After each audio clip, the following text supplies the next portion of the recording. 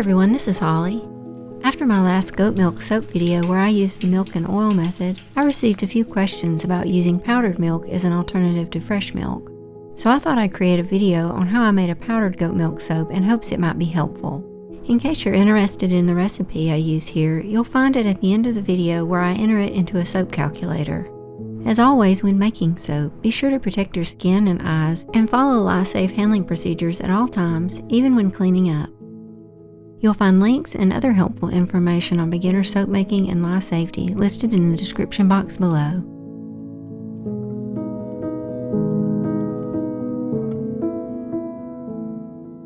Powdered goat milk can be used in soap making by either reconstituting the powder with water or simply by adding it dry to the melted oils. If you reconstitute the powder into a liquid, then you would use that liquid as you normally do in goat milk soap making. Whether that's the traditional way by replacing all of your water with goat milk, or by using the milk and oil method like in my previous goat milk soap video. As you'll see later, I chose the simpler method of just adding the powder dry directly to the oils, and I made my lye solution with distilled water as I normally do for non-milk soaps. When creating lye, remember to always add the sodium hydroxide to the water. Never add water to sodium hydroxide because it can react violently and splatter. The temperature of the lye solution will rise quickly and fumes are emitted that should not be inhaled. So be sure to work in a well-ventilated area away from children and pets.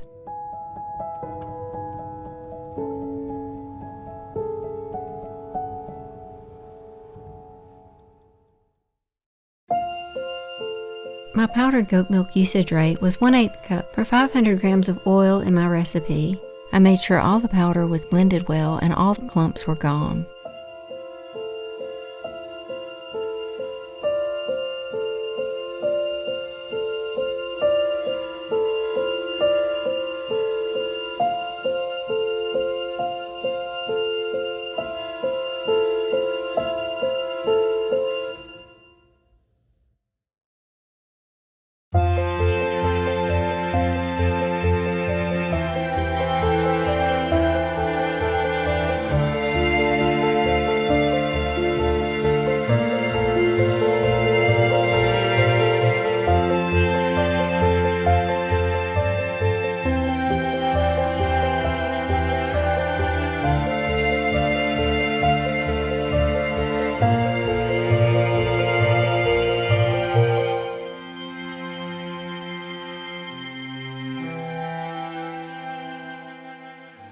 I continued blending until reaching about a medium trace.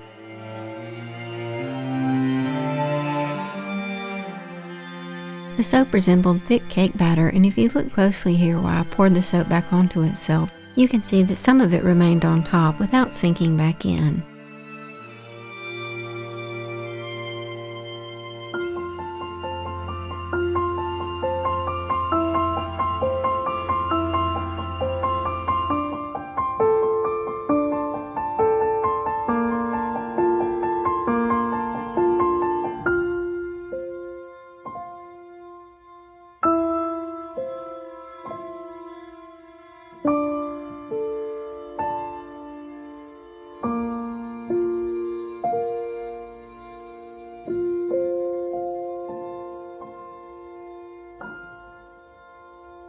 I chose to place the mold in the refrigerator overnight because I wasn't able to stay and monitor it for overheating, and I also wanted to prevent it from going through gel phase so the soap would be lighter in color.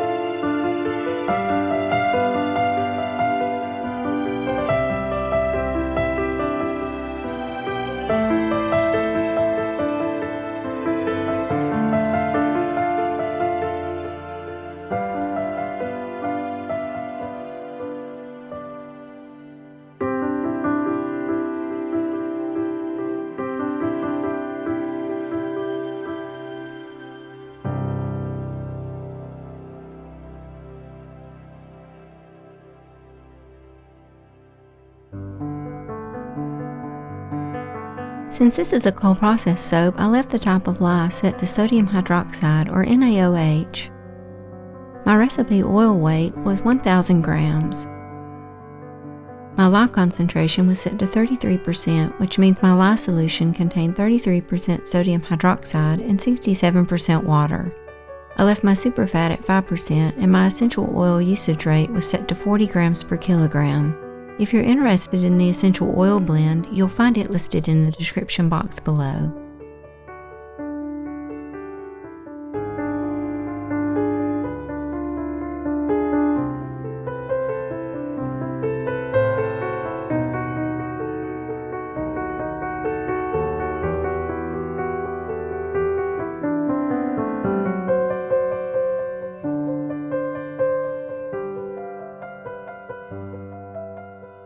After you have your oils and percentages entered, you can just calculate the recipe and then select to view or print it.